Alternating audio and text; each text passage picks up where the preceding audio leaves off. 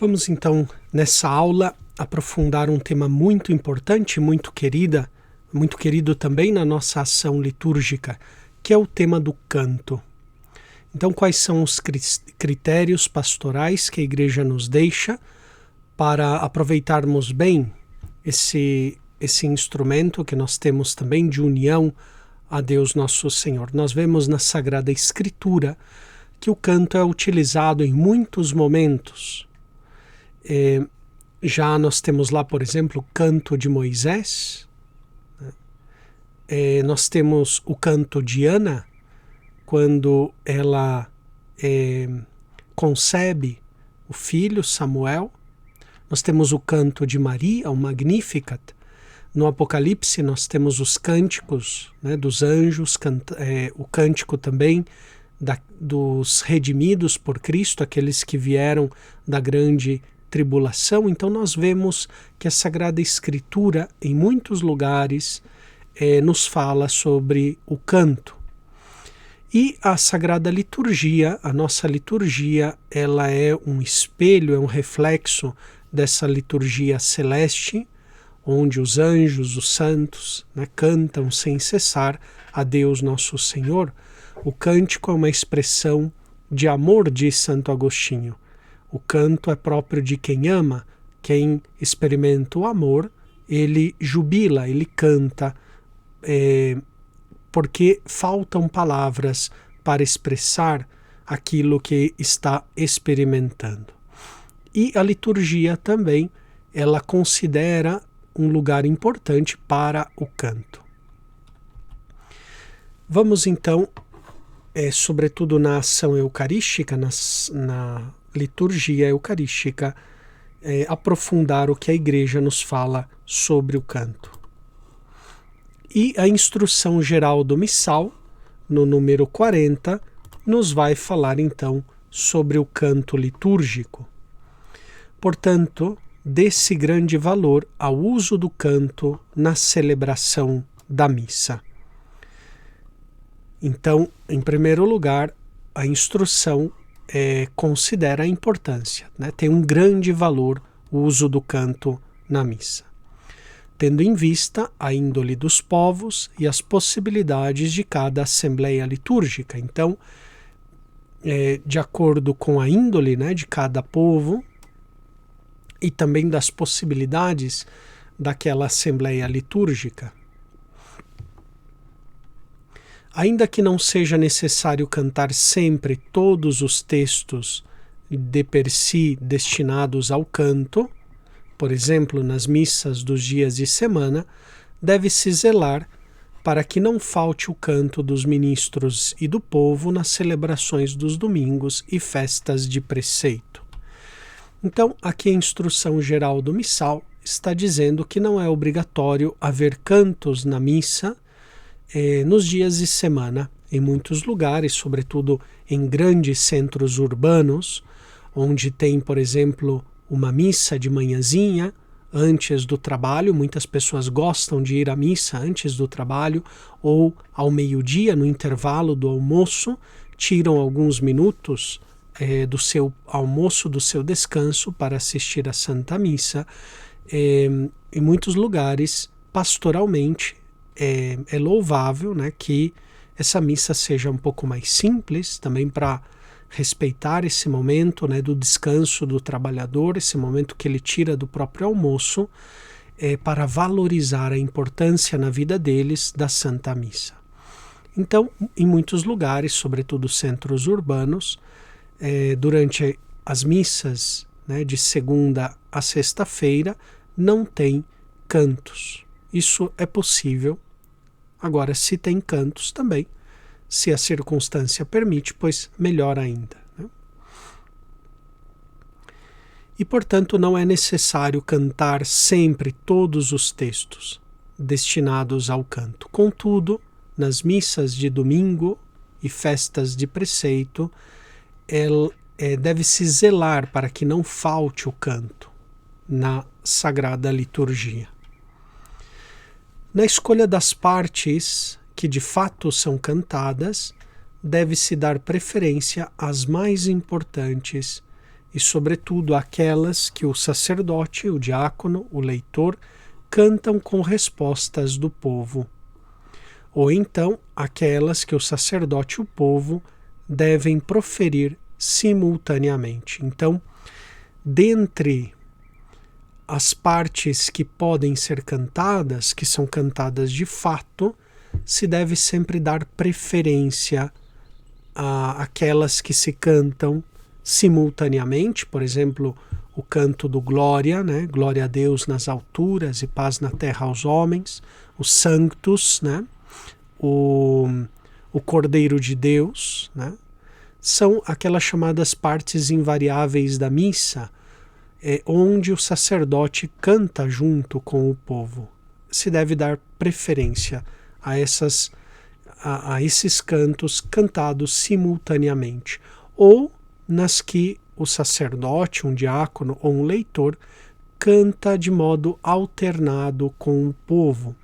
Exemplo disso é o Salmo responsorial, ou aquelas partes, aqueles diálogos que o sacerdote ou o diácono pode cantar com o povo, né? O Senhor esteja convosco, Ele está no meio de nós, corações ao alto, nosso coração está em Deus, etc. Então se deve privilegiar essas partes para o canto, né? As outras partes são muito recomendáveis que haja, por exemplo, um canto de entrada, um canto de ofertório, um canto de saída. É muito recomendável, mas não são aquelas de preferência. Se pode, por exemplo, cantar a antífona de entrada, né, ou recitar a antífona de entrada. Se pode ter um canto de comunhão ou simplesmente cantar a antífona de comunhão ou recitar a antífona de comunhão, né? Se pode também ter um canto de saída ou simplesmente, né, fazer a procissão de saída em silêncio ou com o acompanhamento do órgão, por exemplo. Mas essas partes são preferenciais para o canto. As partes invariáveis, repito, né, o Glória, o Kyrie, o Sanctus, o Agnus Dei, e depois aquelas partes onde o leitor ou o cantor alterna com o povo, como o Salmo responsorial, por exemplo. Em igualdade de condições, o canto gregoriano ocupa o primeiro lugar, como próprio da liturgia romana.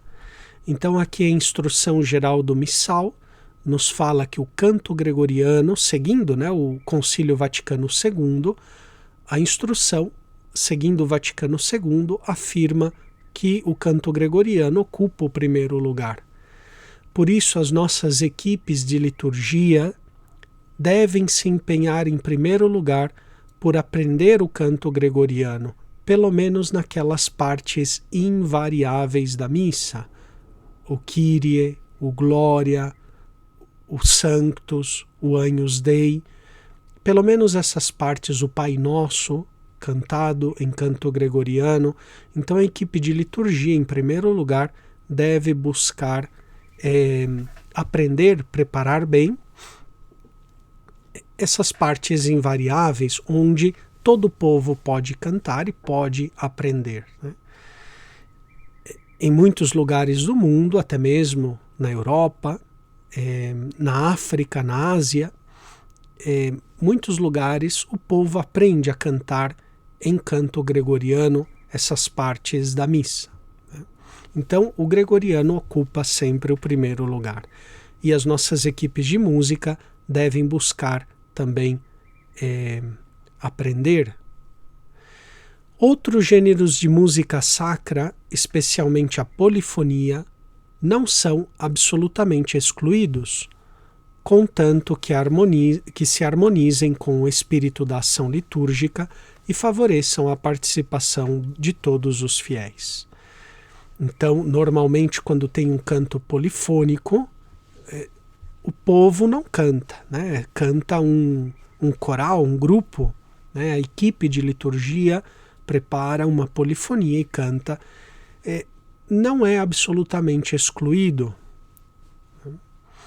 a polifonia na liturgia, mas se deve harmonizar com aquilo que se está celebrando e também não perder a participação do povo. O canto gregoriano, por isso, ele é mais recomendado, porque o povo pode cantar com uma instrução básica, o povo pode cantar juntamente com a equipe de liturgia.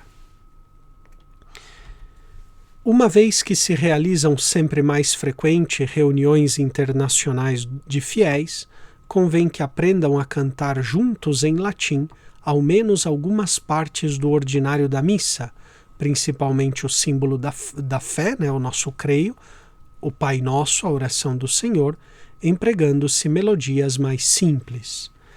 Então, aqui a instrução geral do missal, também seguindo o espírito e a letra do Concílio Vaticano II, na Sacrosanctum Concilium, pede que se mantenha o canto gregoriano, se mantenha o latim na Sagrada Liturgia, sobretudo nessas partes que lhes disse. Aqui fala do creio, do Pai Nosso, para que seja aprendido em latim, o canto em latim, mas as outras partes também invariáveis da missa, o Glória, o Kyrie, o Sanctus, o Agnus Dei, pode ser facilmente aprendidos e cantados pelo povo. Dentre esses cantos, sem dúvida nenhuma, um canto importante é o hino do Glória. E, infelizmente, em muitos lugares, nós vemos que é um canto muito maltratado, ou substituído por outro canto, ou mutilado. Então, aqui a instrução geral, no número 56, nos vai falar da importância do hino do Glória a Deus nas alturas. O Glória é um hino antiquíssimo e venerável, pelo qual a Igreja congregada no Espírito Santo glorifica e suplica a Deus Pai e ao Cordeiro. Então, é um hino que se glorifica a Deus Pai e a Cristo no Espírito Santo. Na verdade, é um hino cristológico. E, portanto, esse texto, o texto deste hino não pode ser substituído por outro.